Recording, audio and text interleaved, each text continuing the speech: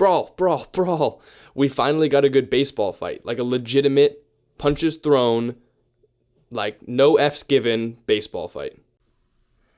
Glorifying violence over there. But but yeah, it was an exciting brawl. I mean, that's the biggest one we've had in a while. I mean, they went after it twice out on the field, and it was exciting to watch. I mean, yeah, it was a fun one to watch. For those of you who don't know what we're talking about, first of all, welcome to the video, Double Play Baseball. I'm Jack. This is Ryan. We're talking about the Mariners and Angels brawl. It was a big fight that kind of spanned over the course of multiple days and really built up to this brawl that, as Ryan mentioned, had like two parts, two different big melee fights, sunflower seeds thrown onto the field, a whole bunch of craziness. Let's break it down. It started on Saturday, which was game 2, I believe, in the series between the Mariners and the Angels. The Mariners threw at Mike Trout's head. They literally went out, had a mound visit, and then the next two pitches, one goes right under Trout's chin, the other one goes right behind his head. The Angels were very upset. The Mariners would end up winning that game, but the Angels stayed in the dugout, including Phil Nevin, the manager, watching the celebration. They come in, and he just unloads a bunch of F words. He goes towards Scott Service, who's the Mariners manager. F-U, M-F-er. We don't effing forget shit like that. F you, Scott. And like the entire Angels bench is just like mugging the Mariners as they walk in. They're very upset because, I mean, it's Mike Trout. You throw out Mike Trout, you're going to get some words thrown back at you. And then some baseballs. On Sunday, the Angels legitimately changed their pitching plan to start an opener. It's this dude's first start. His name's Andrew Wantz. First career start. He, in the first inning, aims at Julio Rodriguez and misses him. Second inning, he goes out there and he was apparently told, first pitch of the inning, hit Jesse Winker right in the hip area, almost right where Bryce Harper got hit in that Hunter Strickland fight. So Winker gets all upset. He knows that they were trying to hit him. He charges like Raisel Iglesias. Was it Raisel Iglesias that one time against the Phillies, or maybe it was a different pitcher? Just straight up goes at the entire Angels dugout by himself. Yeah, that was Amir Garrett. Amir Garrett against the Royals too, right? Goes straight up to their dugout. It's him against everyone. The first guy out of the dugout is Anthony Rendon, who's out for the season with an injury. He's got his cast on this hand, uses this hand, and bare hand slaps him, like punches him in the face with his bare hand. Then everything goes to crap. Jesse Winker is beating on Ryan Tepera. Mike Trout runs in from the outfield to save Justin Upton. Shohei Ohtani is standing there off to the side, being told, like, you can't enter this fight, like, you're too valuable to get hurt or to get suspended. It was a crazy fight. One other thing I wanted to talk about was the pitcher goes to Jesse Winker in the middle of the fight to apologize, and he's like, I'm sorry, I had to hit you. And Jesse goes, you had to hit me? What do you mean you had to hit me? And it was just a crazy fight. What else did you like about it? It's just our first time we've seen punches in a while. You mentioned like Rendon going at Winker, and then that was like kind of as the benches were getting there. And then what was exciting is J.P. Crawford from over the top starts throwing some punches, and then Jesse Winker from the side. I mean, it was right next to like the fans' front row too. There were some crazy fan views of it. Players like falling into the netting. And then it kind of calmed down a little bit, and it's be like, okay, it's over. And then, I don't know, someone said something, and they started going again. And then after, they just kept going at it, and then finally, it all calms down. And then Raisel Iglesias comes and just throws some seeds towards the Mariners dugout. And I didn't see this until either yesterday or the day before.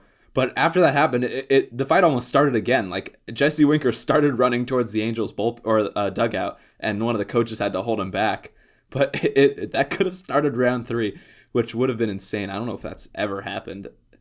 But it was an insane fight, and that was a big one. Yeah, so Iglesias was upset because the whole time he's seen on the outskirts of the fight, not doing anything. Like he's just trying to help people. Like, no, don't fight. Let's not get too far into this. And then he was among the people on the umpires list that got ejected from the game, and he had enough. He's like, how am I the one getting ejected for this when I'm trying to hold the fight up? So he takes their entire seeds, chucks it towards the Mariners dugout right at home plate, and he was upset at the umpires for throwing him out. And then Winker's like, oh, you're throwing seeds at us? Charges out of the dugout, has to be like tackled to the ground so he doesn't start the third fight. And then Iglesias just destroys the dugout. He's kicking everything and then throws all the bubble gum on third base. It was absolutely hilarious. Oh, and then Winker on his way out after the fight. This was before the sunflower seeds thing, but goes like full double birds to the fans, double flipping off everyone in the stadium. Yeah, so before we get into kind of just fights in general, let's talk about the repercussions of this. There was 10 suspensions, I believe it was, in total. 10 games for Phil Nevin, the Angels interim manager. 7 games for Jesse Winker, who kind of didn't initiate it, but kind of like got it going by charging the dugout. 5 games for J.P. Crawford and Anthony Rendon. Anthony Rendon will really feel the effects of that one. Yeah. And then 3 games for Wantz and Tepera, and then 2 for J-Rod and Raisel Iglesias. So, I mean, starting off, that's going to hurt my fantasy team right there. 7 for Jesse Winker, who is on my team, and 5 for J.P. Crawford, who is also on my team. So I'm going to need to find some replacements, but those are some big suspensions. Yeah, well, yeah, and I was talking about this with my dad yesterday. I think it's really cool how in hockey there are pretty much no suspensions for a fight. You just get a couple minutes in the penalty box. But that's, I guess, only for the people involved in the fight. If you leave same thing with the NBA. If you leave the bench, you're going to get suspended a game. But I don't know. I feel like this is kind of excessive. The only one that I think is not excessive is Phil Nevin. Like, the dude literally switched up the Angels pitching plan, threw an opener in there, told him to hit him. It's like, maybe don't go out of your way to cause this issue by like putting in an expendable opener to hit the guy, like, and then argue about it with the umpires and make it clear that was your plan this whole time. That, I think, a 10-game suspension is warranted. But like Jesse Winker is the one getting thrown at. He goes to stand up for himself in the Angels dugout and gets 7 games. I don't know about that. I mean, just kind of getting into Brawl's suspensions themselves, do you think at all is throwing at someone ever justified? Oh, yeah. Well, okay, yes, because if your teammate gets thrown at, then you have to throw back at the other team. I mean, like, realistically, especially when it's Mike Trout, and especially when it's up and in, like, I don't really care. I wouldn't care as much if Mike Trout's getting, like, grazed near the hip, but if you're throwing at the head of the best player in baseball, you're absolutely throwing at the other team. And that's why I think, like, what Nevin did, even though it's pretty cruel and, like, kind of messed up, and I understand why he got 10 games, it's something you have to do as a manager. Like, you can't not respond to that. The thing the Mariners were upset with was they didn't even hit Mike Trout, but when you're throwing up in that head area, like, you're just asking for it, and you have to go out and hit Winker. When you miss Julio Rodriguez, though, in the first inning, I don't think they needed to go out and then hit Winker in the second inning. Like, they didn't hit Trout, and then the first inning they didn't hit Julio Rodriguez. I don't think they needed to further extend it and then hit Winker to start the second.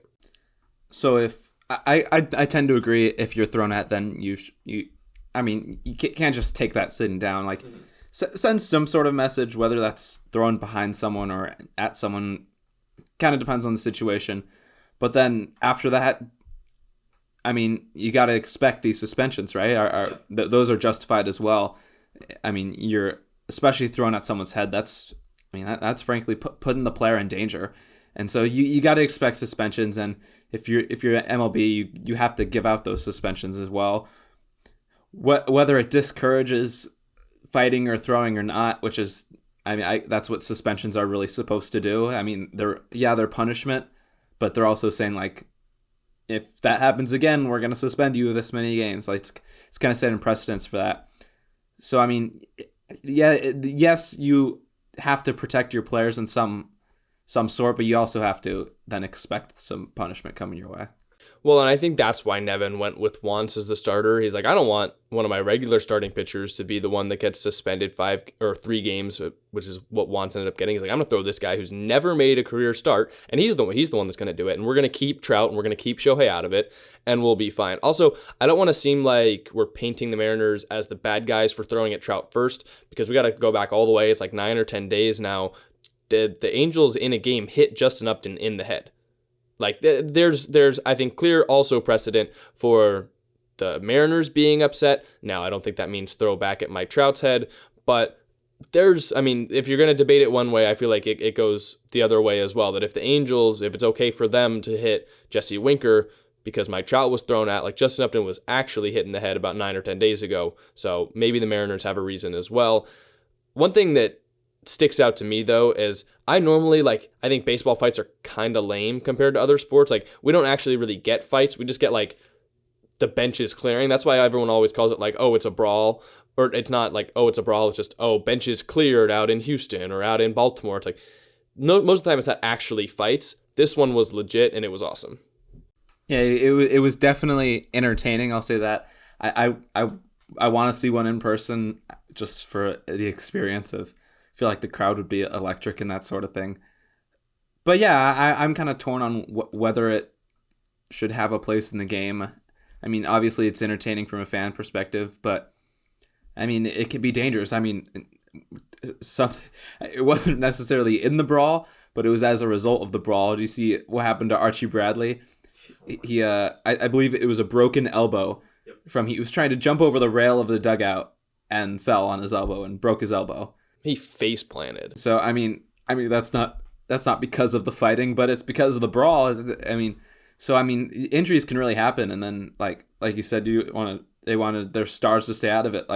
You don't want them to get hurt. So I mean, yeah, I feel like if something happens to your guys, you have to respond, and when you respond, that usually means some sort of benches clearing will happen. But I mean, there's pros and cons of it, and I mean, it could leave your guys hurt. And I mean, imagine if that was one of the stars that got hurt. I mean, I'm not saying it doesn't matter because it's Archie Bradley, but if that was I don't know, Julio Rodriguez coming out of the dugout and he breaks his arm and he's out for an extended period of time, I feel like it's more of a story. And I mean, yeah, brawls can be dangerous is what the bottom line is. I think my final verdict would be it's okay to respond, and I think it's sometimes necessary to stand up for your players if they're being thrown at. That being said, I would say anything above the letters is off limits. Yeah. There's no reason you should be throwing at a head. I agree. So I think hitting Winker in the side was okay, but then again, also in the first inning, they threw high on Julio Rodriguez. So it's a mess. I mean, they're running on a lot of adrenaline when they do this. There's a lot of anger that goes around in baseball when it comes to hit by pitches. There's a whole problem with that this year because of the baseballs. Pitchers are complaining. That's probably what happened in the Upton one. I doubt the Angels would voluntarily hit Upton in the head.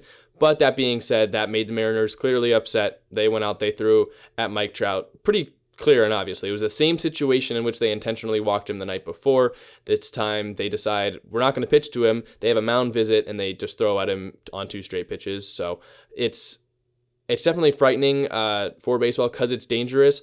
But then again, I think it does necessitate some response.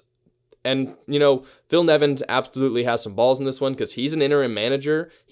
If he wants to get this Angels job and prove that he can take it on for the future, he's now suspended for almost 1/16 of the season after already coming in 40, 50 plus games into the year. So it's an interesting choice. I think the 10 games was warranted, but just overall, I think it's a much better baseball fight than we normally get, but it does make you think about some of the unwritten rules when it comes to fighting in general. And definitely one other unwritten rule that we didn't mention is if you're gonna do it, like we said, don't go for the head. And we saw this earlier. I think it was in a Cubs. I forget their opponent, but it was Cubs Brewers with McCutchen, I believe. If you're gonna throw at them, it's got to be the first pitch. I mean, if you miss, then move on. You sent the message. Especially with that Cubs Brewers one I think the first one was a slider away to McCutchen. Because I think in the post-game interview, McCutchen was like, I was expecting to be hit that at bat. I forgot how it got there, but then they threw a slider away, so he's like, okay, they're not hitting me. And then the next pitch comes at him. So they kind of got him settled in. And that's another thing that you shouldn't do. If you're going to do it, first pitch, midsection, ribs, legs, I go for that. Then if you miss, it's over. Pitch to the guy. That's why I think Winker was probably the most upset, is I think he watched them throw at Julio Rodriguez and they weren't successful with it. And at that point, you stop there. I think you you do need to throw, if they're throwing at Mike Trout's head, you do need to throw probably back at them. But that also doesn't mean you have to hit them every time, considering they didn't even hit Trout. And when you miss Julio, don't go for Winker in the next inning. But yeah, I think that's a good thing that you brought up, just making sure to do it on the first pitch. Yeah, I mean, I've got nothing more to say about the Brawls other than they are entertaining. Yeah, this is probably, I would say, the most entertaining one we've had since Bautista and Rougned Odor, because that one we got like a legitimate marquee matchup with a real punch thrown and landed, and it was pretty awesome. Yeah, and it's like in full view too. Like the punches we saw the other day were in this big melee circle, but this one there's so many pictures of just Rougned's fist planted right on Jose Bautista. Yeah, you rarely get ones like that. Even when the batter charges the pitcher, I feel like catcher or first baseman's usually there to kind of like you'll have one shot, but that's it. I mean, they were like the only guys out there. They had a few seconds to land some punches. That rarely happens. Most of the time, it's kind of like glorified hugging with like fists, or Bryce Harper missing with a helmet. But it was good to see some real punches thrown in this one. Of course, we don't want to condone violence. TikTok, if you're listening to us, we're not trying to glorify violence, I think, as they put it in their terms of service when they took down our video about the brawl. So hopefully YouTube doesn't do the same thing. We're just reporting on this from an objective point of view.